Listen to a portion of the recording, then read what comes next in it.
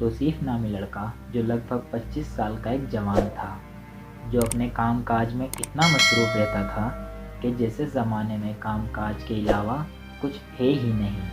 پھر اچانک یہ ہوا کہ روزمرہ کی زندگی کی طرح وہ آج صبح بھی کام کے لیے اپنے والدین کا پیار اور دعائیں لے کر نکلا۔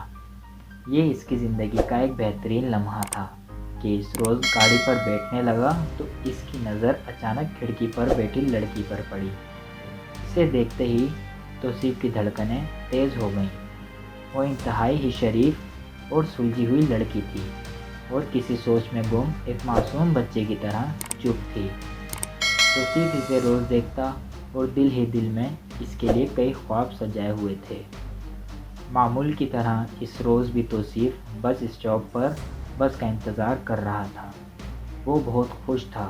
بس قریب آئی تو بس کی طرف لپکا اور اس نے کھڑکی پر بیٹھی لڑکی کو دیکھا، لیکن وہ آج حیران تھا کیونکہ اس لڑکی کو کھڑکی پر نہ پایا۔ وہ گھبرایا اور ٹینشن میں پڑ گیا، مانو کہ جیسے دل کی دھڑکن رک گئی ہو۔ وہ سارا دن پریشان رہا اور سوچنے لگا کہ وہ آج بس میں کیوں نہیں آئی۔ اس کے من میں خیال آیا کہ میں جانوں کہ وہ آج کیوں نہیں آئی۔ وہ سارا دن پریشان رہا اور گھر آیا تو والدین نے پوچھا کہ بیٹا کیا حال ہیں، تو اس نے بات نہ کی اور سیدھا اپنے کمرے میں جا کر لیٹ گیا اور یہ سوچنے لگا کہ وہ کیوں نہیں آئی۔ یوں رات گزری اور اگلے دن پھر معمول کی طرح وہ بس کا انتظار کر رہا تھا، لیکن اس کے چہرے پر نا امیدی کے نشان واضح ہو رہے تھے۔ لیکن جیسے ہی وہ بس کی طرف لپکا، اس کا چہرہ خوشی سے کھل گیا کیونکہ اس نے اس لڑکی کو اسی کھڑکی پر پایا۔ لڑکی جو اسے پہلے ہی دن سے نوٹ کر رہی تھی کہ یہ لڑکا مجھے روزانہ اسی ٹائم پر دیکھتا ہے اور مسکراتا ہے، لیکن اس میں ہمت نہ تھی کہ وہ جان سکے کہ یہ لڑکا مجھے دیکھ کر کیوں مسکراتا ہے۔ توصیف نے بڑی ہمت سے لڑکی کو مخاطب ہوتے ہوئے کہا، آپ مجھے بہت پسند ہو۔ لڑکی گھبرا سی گئی تھی، اس نے منہ پھیر لیا تھا۔ توصیف بہت پریشان اور خود کو شرمندہ محسوس کرتا ہوا بس سے نیچے اتر گیا۔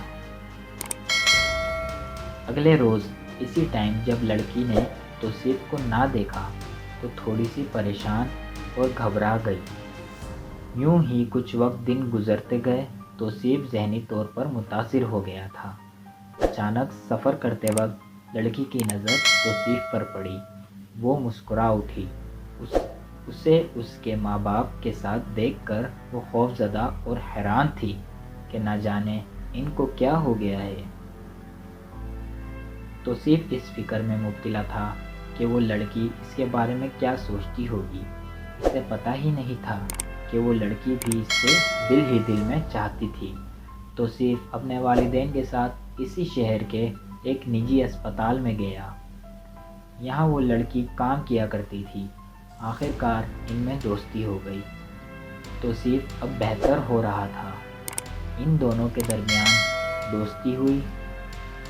ان کی دوستی آہستہ آہستہ محبت میں بدل گئی۔ نمرا 5 بھائیوں کی اکلوتی بہن تھی اور اس کے نام کروڑوں کی جائیداد تھی۔ جو ہی ان دونوں کی محبت کا ذکر نمرا کے گھر والوں کو ہوا تو وہ توصیف کی جان کے پیاسے ہو گئے۔